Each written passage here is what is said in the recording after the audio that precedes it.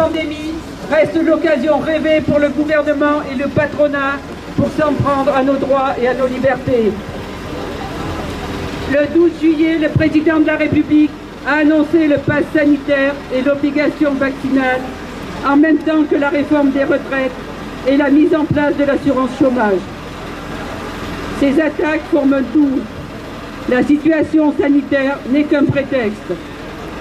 Ainsi, la semaine dernière, le ministre Véran se vante d'avoir fermé 5700 lits d'hôpitaux en un an.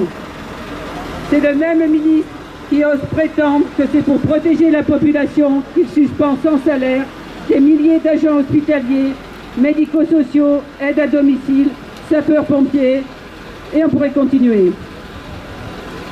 C'est parce que nous refusons ces sanctions, ces remises en cause du Code du travail et du statut de la fonction publique, qu'à Force ouvrière, depuis le mois de juillet, nous sommes dans la rue de semaine en semaine pour exiger l'abrogation de la loi scélérate du 5 août 2021. Et c'est pour cela que nous y sommes aussi aujourd'hui. L'hôpital, la santé, l'aide à domicile ont besoin de personnel en plus, pas de licenciement. Et c'est parce qu'il ne veut pas répondre à ces revendications que Véran est allé jusqu'à dénoncer cet été le droit de grève des hospitaliers. Et il n'est pas le seul. Emmanuel Macron a récidivé à Marseille contre les fonctionnaires territoriaux et les enseignants, accusés aussi d'être trop en grève. Ce gouvernement s'en prend aux syndicats et aux droits de grève et de manifestation. Il s'en prend aux soignants, il s'en prend à nos droits. Mais pour le compte de qui? De ceux qui profitent de la crise sanitaire pour s'enrichir encore plus. 170 milliards de plus pour les milliardaires français en 2020. Des milliards de dividendes distribués pour le CAC 40. Et pendant ce temps, les hausses se multiplient. Le gaz, les produits pétroliers, l'alimentation, les pneus neige, 2,2% de hausse du SMIC, ce n'est vraiment pas un cadeau, c'est juste le strict minimum. Et dans tous les secteurs, les salaires sont rattrapés par le SMIC parce que le point d'indice des fonctionnaires est gelé et parce que les patrons refusent de discuter du maintien et de l'amélioration du pouvoir d'achat pour tous. Et c'est la même chose pour les retraités, les allocataires et les pensionnés. À l'école, les AESH se retrouvent souvent en dessous du seuil de pauvreté et à temps partiel. Sur cette question du pouvoir d'achat, nous avons manifesté en 2018, nous avons de nouveau manifesté en 2019 pour refuser la réforme des retraites qui pointe à nouveau le bout de son nez aujourd'hui. Les personnels hospitaliers ont fait grève et ont manifesté pour arracher les 183 €. Ils ont ouvert la voie. Alors, pour nos salaires, pour la défense de nos droits, contre les réformes des retraites et l'assurance chômage, contre les sanctions et le pass sanitaire, restons unis et déterminés. On ne peut pas laisser ce gouvernement poursuivre la casse généralisée de nos conquêtes sociales. Malgré toutes les privations de liberté, malgré la répression, malgré la propagande, en plein été, des milliers de manifestants se sont dressés. C'est cela qui inquiète le gouvernement et tous ses soutiens. Alors oui, nous sommes prêts à nous mobiliser. Et ce 5 octobre en est l'expression, et ce n'est qu'un début. Merci à vous.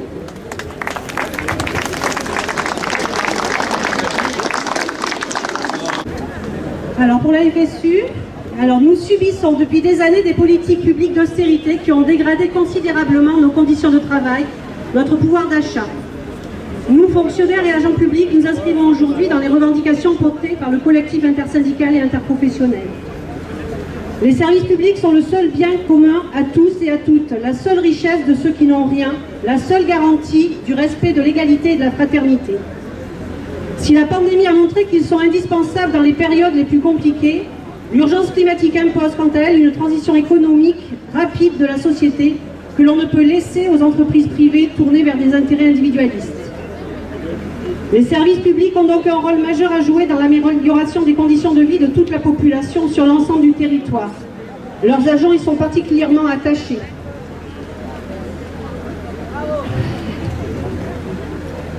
Pour nous, les agents des services publics titulaires et contractuels,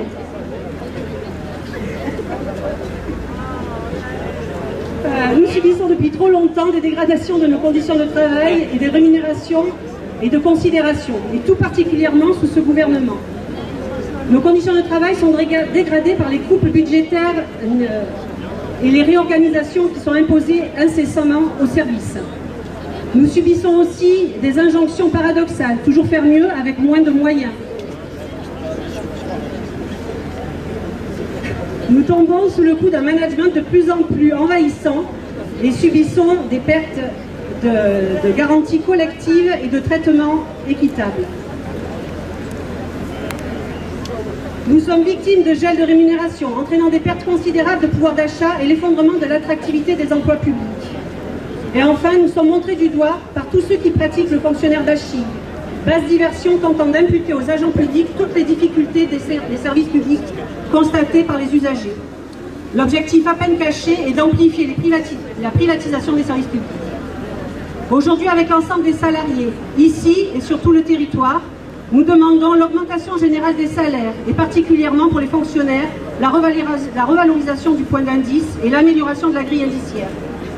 L'arrêt des suppressions de postes, l'abandon des projets de 3DS, l'arrêt des emplois précaires et la mise en place d'un plan massif de titularisation ou de CDIsation. L'engagement que la réforme et la mise en place... L'arrêt des emplois précaires et la mise en place d'un plan massif de CDIsation, l'engagement que la réforme portant sur le régime des retraites sera abandonnée. Et des garanties statutaires pour le maintien des garanties statutaires pour le maintien des statuts des agents publics.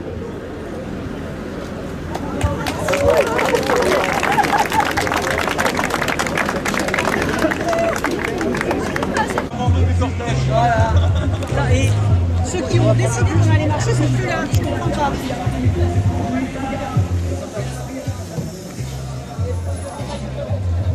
En fait, le gars, il va faire un coup.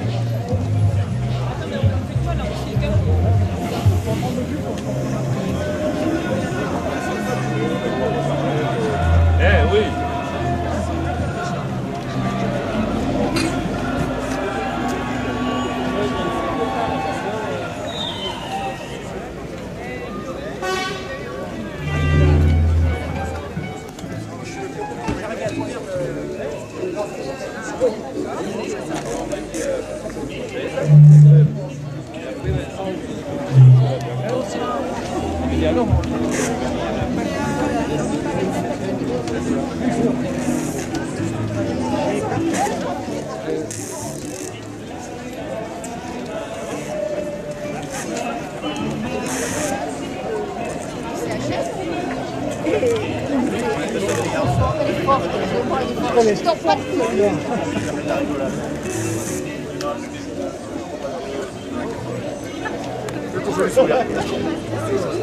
Toi, tu passes dessous.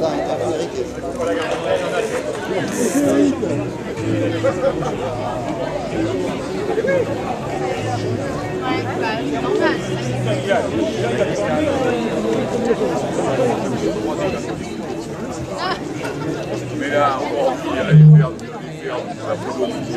dans le cadre avec un code du travail qui est complètement vide.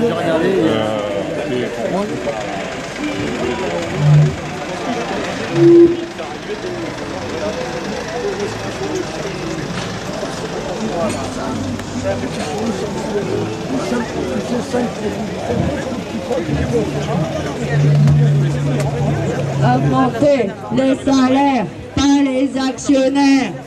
Augmenter les salaires, pas les actionnaires. Comme un battu. Comme un vieux.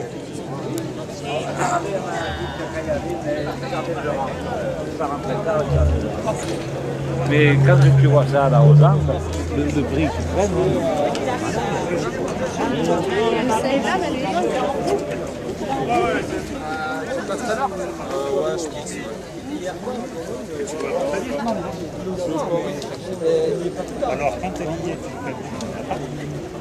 Ah, c'est le clan des vélocipédistes là. Ah oui.